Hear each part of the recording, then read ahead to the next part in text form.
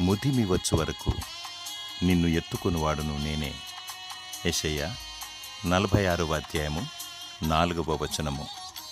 పుట్టింది మొదలుకొని ప్రాణాత్మ దేహమును భద్రపరుస్తూ కాపాడుతున్న దేవునికి స్తోత్రములు.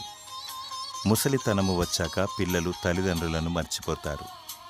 భార్య ప్రభావం ద్వారాను, భర్త ఒత్తిడి ద్వారాను వృద్ధ తల్లిదండ్రులను వేరు స్థలములో లేక ఆశ్రయములో ఉంచుతారు. నవమాసాలు మోసి కనిన తల్లిని, కంటికి రెప్పగా చూసుకున్న తండ్రిని కడవరకు చూడరు. వారు చూపిన ప్రేమ అనురాగాలను మరిచిపోతారు. తల్లిదండ్రులను సన్మానించాలి.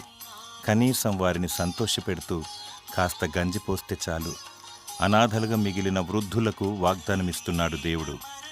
ముదిమి వచ్చు వరకు ఎత్తుకొనువాడు దేవుడు.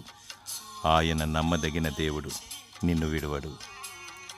దేవుడు నీకు తోడుగా ఉండి నిన్ను ఆదరించునుగాక.